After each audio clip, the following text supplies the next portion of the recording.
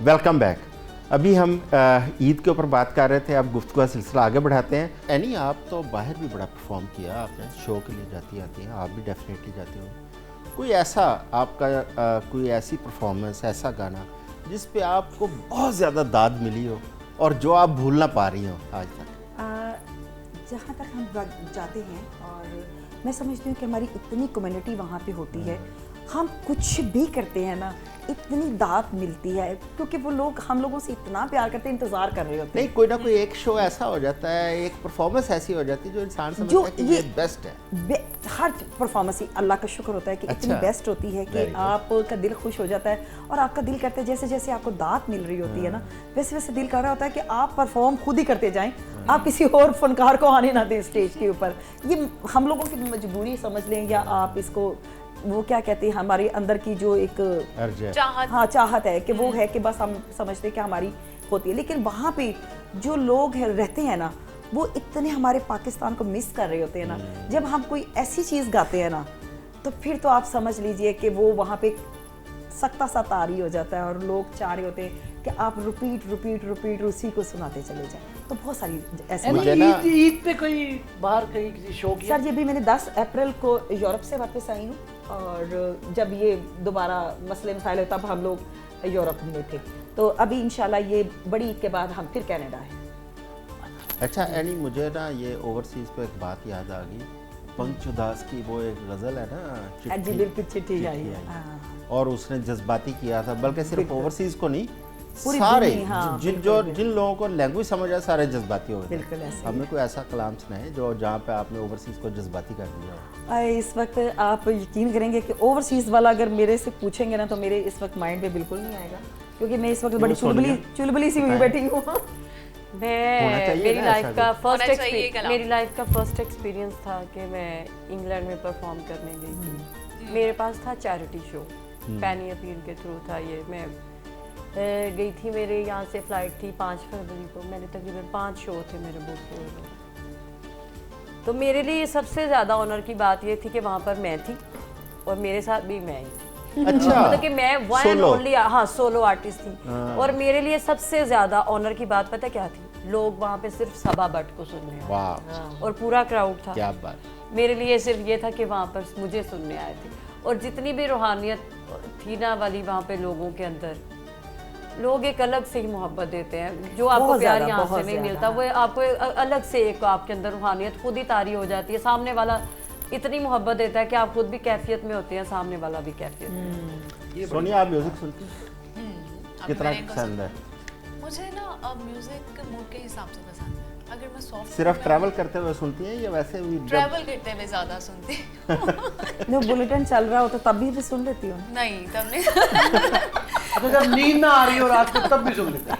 तब नहीं सुन सकते। अच्छा, नहीं, सब बैठे हैं और आपने उनसे क्यों नहीं कहा कि हमें कुछ सुनाए? मैं तो गायक नहीं हूँ।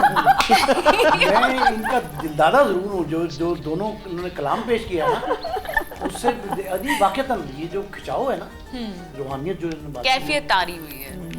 सबा बट की ये बात बहुत ज़बरदस्त है कि आप पे वो कैफियत तारी हो जाती है। अब फैसलाबाद में एक लाइव शो कर रहे थे उस्ताद जी, नुसरत फ़तेह अली खान साहब जी।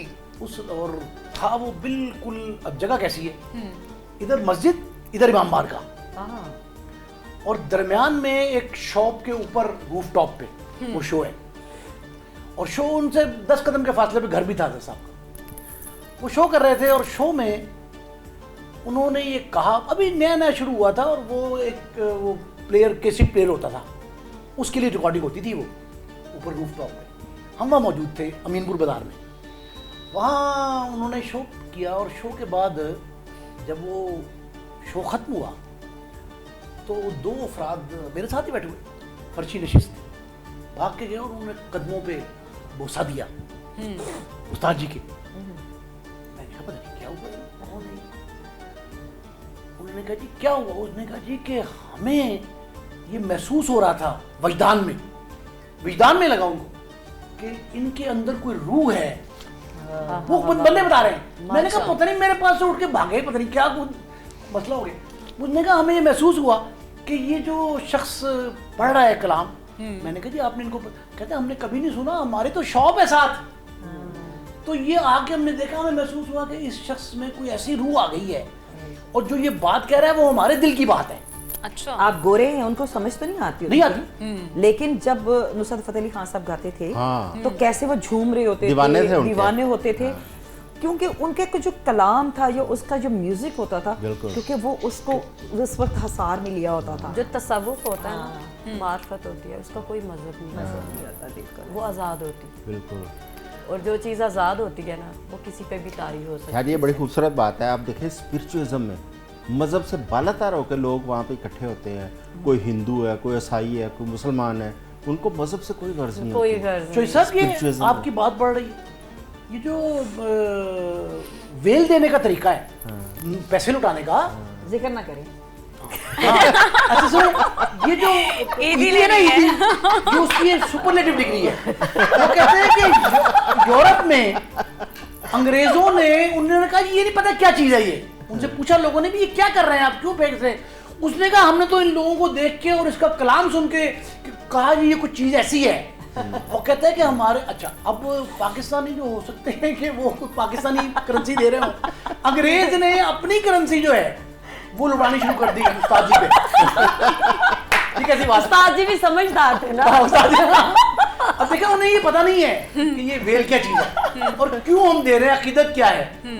अब कुछ लोग कहते हैं सदका है, उनका खैरात होने। अब उनके मजहब में कुछ नहीं है, उनके मजहब में ये चीज है ही नहीं, लेकिन वो उस कलाम से मुतासिर इतना, ये है विजदान। नहीं और सर, ये वो हम लोग छेड़ डाल दे। नहीं सर, पहले एक मुझे शख्स जहाँ को- तक समझ आता है, चले पैसा भी है, ये तो एक चीज़ कहने के आप इसे हम हंसी में भी उड़ा, लेकिन ये देखें ना, सदका एक साइड पे कर दें, बेल एक साइड पे कर दें। जब बंदा सुन रहा होता है ना, मैं समझती हूँ जिसके हाथ में जो होता है वही दे देता है। देता उसमें बेसाख्ता वो करते हैं। हाँ, बिल्कुल, ये सबसे बड़ी बात जरूरी नहीं होता है। कि ये एक कह ले कि कुर्ब होता है कि मेरा बस नहीं चलता, लोग तो जाने दे जाते हैं, लोग तो क्या कहते हैं, वो जो दंदलें पड़ जाती है लोगों को, पड़ जाती हैं, और ये हकीकत है। वजदान तारी हो जाता है। हाँ, वजदान वहाँ पर देना लेना तो फिर एक साइड पे हो जाता है, इंसान आप धमाल खाते मदहोश हैं हो तो जाता हाँ, है। बहुत सारे लोग बेबस हो सोनिया, जाते हैं। बड़ा मज़ा आया हमारे मेहमानों से गपशप करके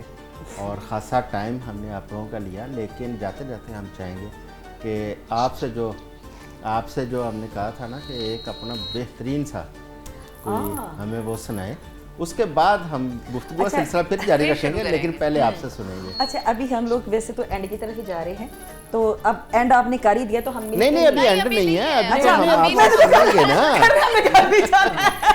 अभी नहीं आपको जाने देंगे हम। अच्छा, अभी मैंने एक नई गज़ल की थी और उसका फीडबैक भी बड़ा मुझे अच्छा है, क्योंकि मेरा स्टाइल नहीं था कि मैं गज़ल करूं, लेकिन मैं उसी की आपको एक लाइन सुनाती हूँ। ए जहाँ तुमसे हुआ ना ये गवारा,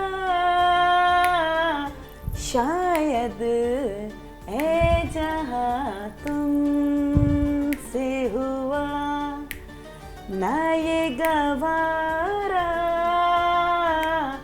शायद जो मिला ना हमें कोई भी किनारा,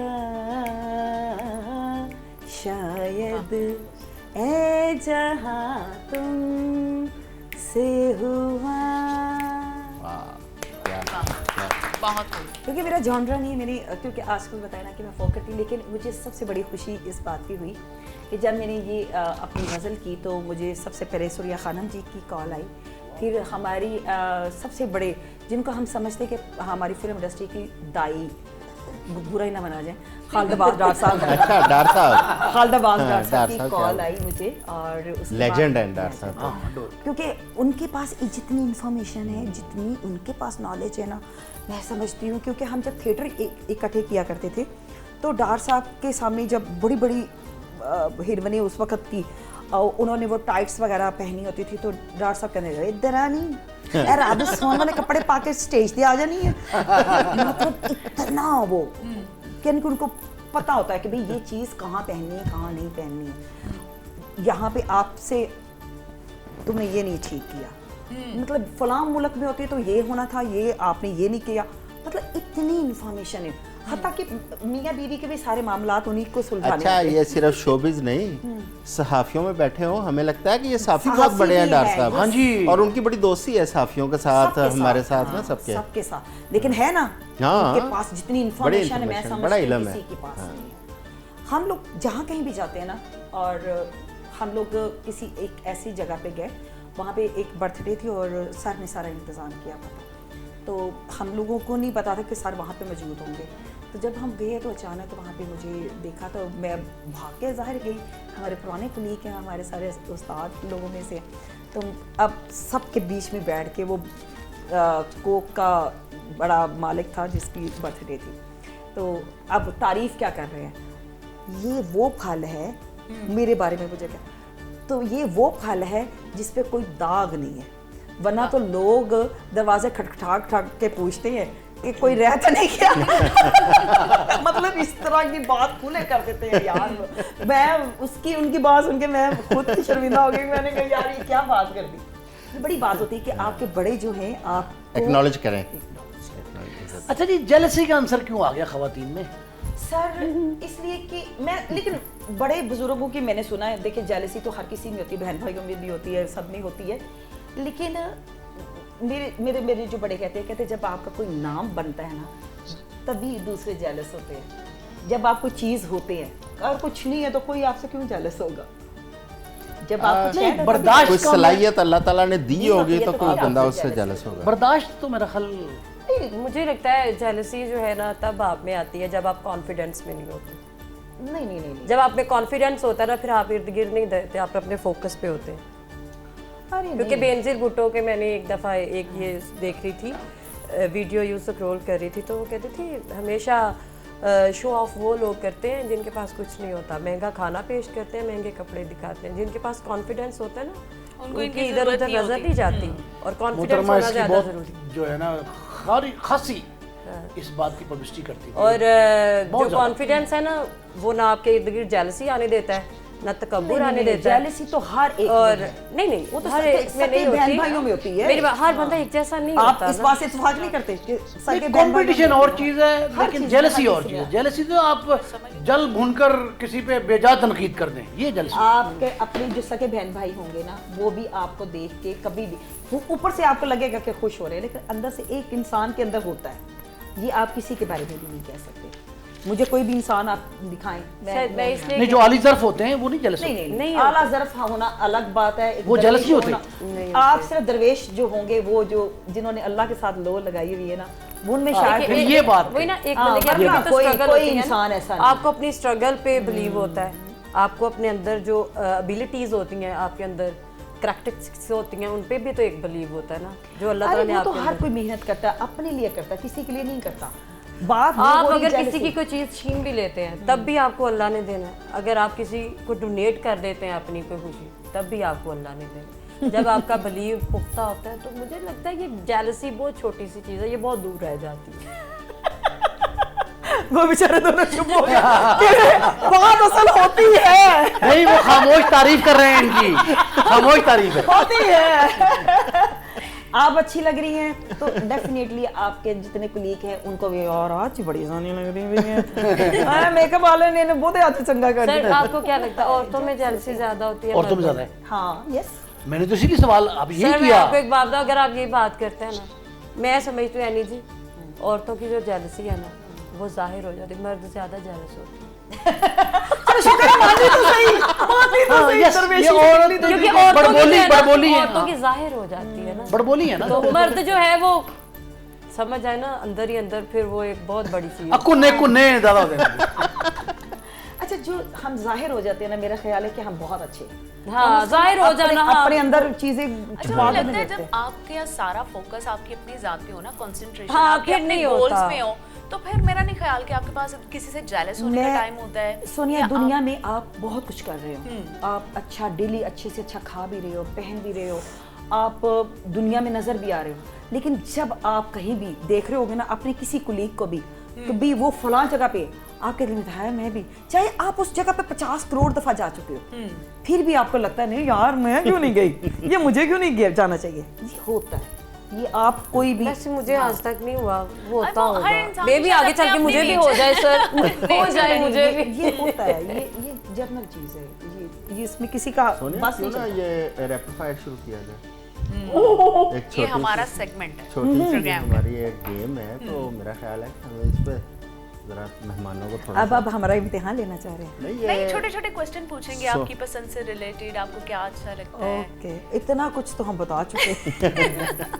2 घंटे से तो हम आपको बता जो रहे हैं। नहीं बताया वो पूछ लें। खाने की तो बातें हमने बहुत कर ली हैं, कपड़े किस तरह के पसंद हैं? हर तरह के मिजाज के हिसाब से, अगर घर में हूँ या बाहर कहीं मुल्क से बाहर जा रही हूँ तो जैसे जीन और टी शर्ट ज़्यादा प्रेफर करती हूँ। जैसा देश वैसा वैसा भेष। भेष। हाँ, कभी कभार तो बिल्कुल बुरके भी पहन के फिर रही होती हूँ, हर तरह के। कैसा फील करती हैं बुर्का पहन के? यकीन करें कंफर्टेबल। अच्छा? हर ड्रेस में, हर ड्रेस में। अच्छा, फर्ज करें आपको वो जो शटल कॉक वाला बुर्का खैबर पख्तूनख्वा का वो पहनना पड़े, अगर मुझे लगे कि मुझे ज़रूरत है तो मैं वो भी पहनूंगी। नहीं अदाकारी की खातिर या दोनों सूरतों में, क्या पता जब वहाँ पे जाके पहनना पड़ जाए किसी से छुपाने के लिए। सबा ईद वाले दिन सबसे पहली कॉल किसको करती हैं? अगर लाहौर में हूँ तो अम्मी को, अगर अम्मी के घर हूँ तो हस्बैंड को। ईद वाले दिन भी अम्मी के यही घर? मेरी, हाँ मेरी दोनों ईदें यही है, मेरी अम्मी से लेके अब्बू, अब्बू कह रही सॉरी अब्बू तो मेरे है नहीं, अम्मी से लेके हस्बैंड और हस्बैंड से लेके अम्मी, मेरी यहाँ तक की दुनिया है, यहाँ से आगे मेरा कुछ भी नहीं है। अगर आप सिंगर ना होती तो क्या होती? मैं एक अच्छी बैंकर होती। अच्छा, बैंकर? Yes. वाह जी वाह। तो बिल्कुल अजीब फील्ड है, बैंक कहाँ और बिल्कुल ये ऑपोजिट। वो ऐसा क्यों? क्योंकि मैं आर्टिस्ट तो बनने आई नहीं थी इधर लाहौर में। मैं पीयू में जब मेरा एडमिशन हुआ था तो मैं एक बैंकर ही बनने आई थी। मैंने एमएससी स्टैटिस्टिक्स किया हुआ। अच्छा, सही। ओ बड़ी मुश्किल है एमएससी की है। तो मैंने बैंक किया भी हुआ है 2-2.5 साल, एचबीएल बैंक की मैं एम्प्लॉय भी रही हूँ। अच्छा, सही। तो बस कह लें कि मेरी, मुझे लगता था कि इतनी टाइम कंज्यूमिंग जॉब मैं नहीं कर सकती। तो कुछ ये था कि 2017 में यूथ कार्निवल हुआ था केपीके में, मैं पूरे पाकिस्तान में पहले नंबर पे आई थी पीयू के थ्रू, पंजाब यूनिवर्सिटी के थ्रू मैं थी, और भी आर्टिस्ट थे मेरे साथ। हमारा एक पूरा बैच था जो हम लोग पहले नंबर पे आए थे उस दौर में। 2017 में मुजाहिद कामरान से पहले जो थे नासिर मोइन साहब थे हमारे वीसी साहब, वही मुझे इस फील्ड में लेके आए थे म्यूजिक के। वो मुझे कहते तुम जॉब के लिए पैदा नहीं हुई, तुम्हें पता नहीं तुम कितनी बड़ी आर्टिस्ट। जॉब भी वैसे भी महीने बाद सैलरी मिलनी होती है। तो इस काम में तो पैसे जल्दी आ जाते हैं। हाँ, पैसे भी ज़ाहिर गोल्स होते हैं। देखिए ना, मेरा पहला प्रोजेक्ट था नेस्ले का, मैंने नफ़ी पीर के थ्रू जो किया था ये, तो पहले प्रोजेक्ट में मुझे 4.5 लाख का चेक मिल रहा है एक माह का। तो फिर एक स्टूडेंट है बिल्कुल नया है, तो उसके हाथ में 4.5 लाख रुपए एक माह में आ जाए, तो फिर पैसों का भी तो लालच होता है, गोल्स होते हैं ये। बिल्कुल वही तो मुझे लगता है जॉब से मैं इतनी चीजें अचीव ना कर पाती जितना मैंने अभी अचीव कर लिया है। लेकिन बैंक की जॉब तो बहुत जबरदस्त है। औरतों के लिए अच्छी नहीं सर, वो वजह ये है कि 10 नहीं, अर्निंग के एतबार से फाइनेंशियल नहीं, अगर आप कंपेयर करें ना, अभी जो सब बात कर रहे हैं वो कोई कंपैरिजन नहीं है उससे तो नहीं है जॉब का, लेकिन और नोटों में खेल अपने तो रही फन होंगी का ना। कोई कंपैरिजन नहीं। हाँ, देख बैंक में अल्हम्दुलिल्लाह नोट- अल्लाह ने बहुत नवाजा है। लोगों के Even बने कि ना। इतना नवाजा है कि मैं शायद पूरी अपनी जिंदगी भी दे देती ना, मैं 25 साल से 30 साल भी देती अपनी जॉब को, तो मैं इतना नहीं कर पाती। घर, गाड़ी, इवन के 2-2, 3-3 घर, जितना मैंने ये 4-5 सालों में अचीव कर लिया। ये मार्जिन होता है जॉब का। तो बैंक ने तो एक घर देना था, वो भी बड़ी देर बाद वो भी गाड़ी भी कर्जे एक पे, देनी थी। हाँ, वो भी कर उसकी किससे पता कर मिलेगी? रहे हैं अपनी सैलरी से। लोन था ना। बिल्कुल वही कह रही ना, एक घर मिलना था। तो शायद आप जर्नलिस्ट ना होते क्या करते? सर ये तो ज्यादा कमाते ना। नहीं देखें, ये जर्नलिस्ट जो है ना, जो प्रॉब्लम आई है, जो एप्टीट्यूटेड है ना, एप्टीट्यूटेड जिनका जहन था कि मैंने ये करना है। मैट्रिक का एग्ज़ाम मैंने दिया, आई वॉज जस्ट 12 साल की उम्र थी मेरी, तो मैंने रेडियो में प्रोग्राम शुरू कर दिया। 12 साल की उम्र में बच्चों का प्रोग्राम था, उर्दू क्विज़, रेडियो पाकिस्तान लाहौर में। लाहौर स्टेशन से मैंने शुरू किया, तो मुझे उस वक्त नया स्टेशन बना था पेशावर का, तो मुझे कॉल आई कि ये जो हमारे बच्चों के शोज़ हैं आप वो क्या करें पेशावर जाके। मैंने कहा जी वो मैं कैसे जाऊँगा, 12 साल 13 साल का बच्चा। वैसे सर 12 साल में मैट्रिक कहाँ होती? नहीं, अब नहीं होता, उस वक्त कोई नहीं, वो जो होम उस वक्त कोई स्कूल- नहीं, उस दौर कोई में बाइंडिंग homeschooling नहीं थी। ज़्यादा हम होती सब बहन भाइयों ने 12-13 साल का किया। मैंने ग्रेजुएशन कर लिया था 15 साल की उम्र में, मास्टर्स में दाखिल हो गया था। तो ये जो है ना, वहाँ उन्होंने कहा जी कि आप वहाँ आके शो किया करें ना, उसमें हो जाता तो बात चीज़ें जो है ना वो इनबिल्ट होती हैं आप में। और जो लोग आजकल के दौर में, दादी ने पूछा बच्चे पोते से, पुत्र की कर रहे हैं? उन्होंने कहा मैं अखबार से काम करना। उन्होंने कहा अखबार से काम करना, कोई चंगी जॉब नहीं लगी। ऐसे अब वो ये लास्ट जो है ना ऑप्शन आपके पास है कि आप जर्नलिस्ट बने, लेकिन जिनकी पहली ऑप्शन होती है उनमें से मैं था। अच्छा, आपकी प्रायोरिटी थी? प्रायोरिटी मेरी ये थी, दो चीजें, एजुकेशन, एजुकेशन जो है वो मेरा जो है ना प्रोफेशन, एजुकेशन खानदानी प्रोफेशन, और पैशन है जर्नलिज्म। बस जो ये बंदा एप्टीट्यूड करता है वो प्रोफेशन और पैशन को साथ लेके चलता है। लेकिन अगर मैं जर्नलिस्ट ना होता तब भी जर्नलिस्ट ही होता। अच्छा, बस वही वो जब जर्नलिस्ट करना होता ना तो फिर होता यही तब भी तब भी जर्नलिस्ट ही होता। हाँ मतलब देखिए, इन्होंने एक बड़ी अच्छी बात की। उन्होंने कहा जी कि खालिद जावेद डार के पास इंफॉर्मेशन बहुत होती है। खालिद अब्बास डार, खालिद अब्बास डार, उनके पास इंफॉर्मेशन बहुत होती है। आजम साहब ने कहा जी कि वो चूंकि जर्नलिस्टों में बैठते हैं, भाई जर्नलिस्ट को सिर्फ इंफॉर्मेशन ही चाहिए ना। ऐसे ही तो मैं मैट्रिक का एग्जाम देख के खोजी था, देख रहा होता था, और कुछ ना करूँ तो बोर्ड पढ़ लेता था। मैंने बोर्ड पढ़ लिए, घड़ी शो में 2 लगे थे, याद कर लिए दोनों साथ साथ घड़ी शो में कूदे। फराह मिल्क कौन और आलिया मिल्क कौन, कौन होती थी ना आइसक्रीम कौन। फिर तो हमारे एक दोस्त मेरे क्लास वालों, मेरे साथी, फर्क क्या है जर्नलिस्ट का और नॉन जर्नलिस्ट का। वो कहता था कि मैं 4-5 साल तक लाहौरियों को गालियां देता रहा कि कितने बेवकूफ हैं, फराह मलक कौन और आलिया मलक कौन। वो ये पढ़ता था, फराह मलक कौन और आलिया मलक कौन, और मैंने पहले दिन पढ़ा था कि फराह मिल्क कौन और आलिया मिल्क कौन। बस ये जर्नलिस्ट का फर्क है कि मैं बोर्ड पढ़ता था, रक्षों के पीछे लिखे हुए नारे पढ़ता था, बसों के पीछे स्लोगन लिखे होते थे वो पढ़ता था। तो किताबें नहीं पढ़ते। आप है ना, आप है सर, आप ये एडी जी है, मैं हूँ सर है। अल्लाह ताला ने ना जितनी भी कायनात में मखलूक पैदा हुई है, 18,000 से ज़्यादा मखलूक, मैंने जितना पढ़ा, हर मखलूक का हर एक मेंबर, हर बंदे में अल्लाह ताला ने एक खसूसियत रखी है जो कि उसका कह ले कि अर्निंग का सोर्स है। कुछ लोग पहचान लेते हैं, कुछ नहीं पहचान पाते, वो भटकते रहते हैं, उनको पता नहीं चलता मैंने क्या करना है क्या नहीं, वो आधा काम छोड़ के निकल जाते। कुछ लोग जो होते हैं जो अपनी स्किल को पहचान लेते हैं ना अंदर से, एक्चुअली वे वही सक्सेसफुल होते हैं। सक्सेस हमेशा उसी चीज़ में होती है जो अल्लाह ताला ने आपके अंदर बूस्ट की हुई है। भाई ये तो फनकारा नहीं है, सूफी हैं। और उसके लिए डेडिकेशन भी चाहिए। हाँ बिल्कुल। बहुत आप जरूरी जब है। कोई काम करें तो हाँ, उसको वही करे dedication जो होना जिसका आपको शौक है, बिल्कुल। जो अल्लाह ने हर बंदे के अंदर एक बिजनेस है, आपकी रूह के अंदर है। कुछ लोग पहचान लेते हैं, कुछ लोग सामने वाले को देख के अपने ऊपर रंग चढ़ाने की कोशिश करते हैं, जबकि वो कामयाब नहीं होता बंदा, भटका चाहिए। अब रहता है। हमारे पास टाइम खत्म हो रहा है, अब बहुत थोड़ा टाइम है, और मैं चाहूँगा कि इस टाइम का ना इस्तेफादा अच्छा फायदा करें हम, उठाया जाए। क्योंकि सबा सभी यानी सबा सभी कुछ ना कुछ एक जो है ना। जाते जाते चलिए सुबह डन। मैं सुनाऊँ? हाँ मैं आपको अपना कसीदा सुनाती हूँ। सुनाइए। बिल्कुल सुनाती हूँ। मेरे उस्ताद जी का लिखा हुआ है, कंपोज भी अली साजिद का किया हुआ है। दम दम दम मौला अली अली, हर दम दम मौला अली अली, दम दम दम मौला अली अली, मौला अली अली, मौला अली मौला अली, दम दम दम मौला अली अली, दम दम दम अली अली, हर दम दम मौला अली अली, मौला अली अली, मौला अली मौला अली अली।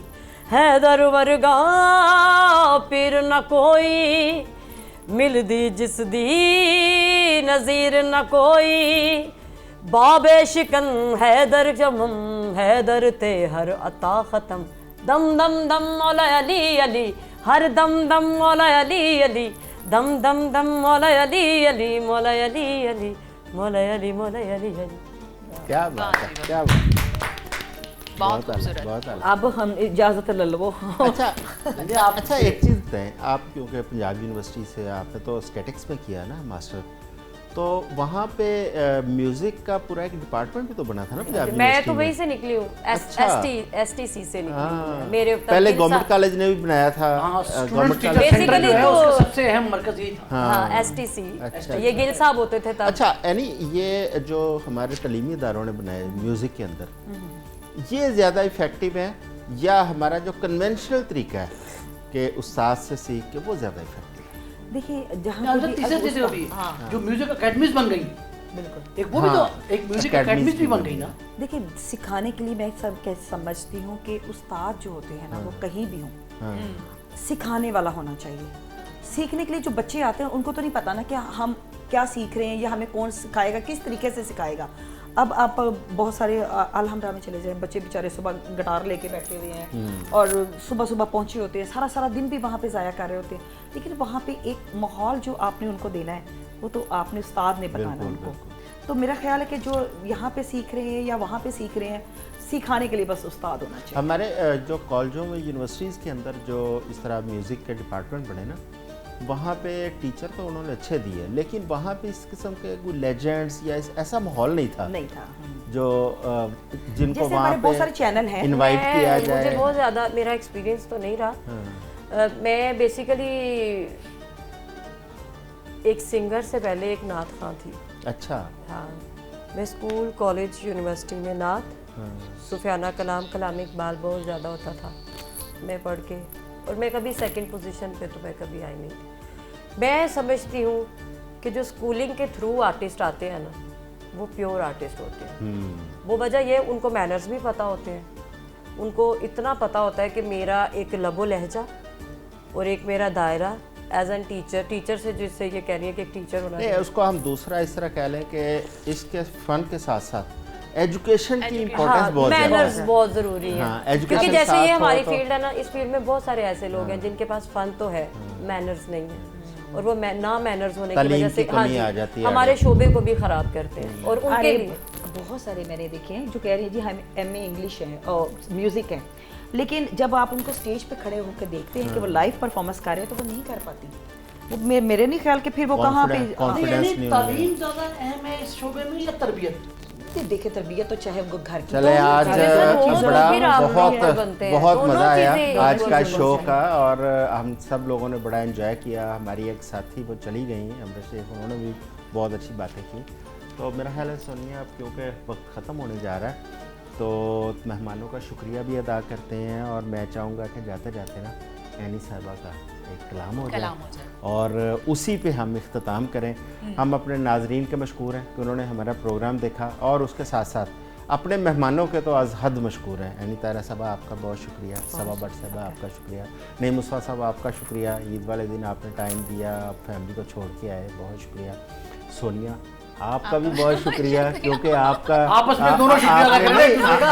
आपने ईद वाला दिन पूरा जो है ना ड्यूटी की है, इसलिए आपका शुक्रिया।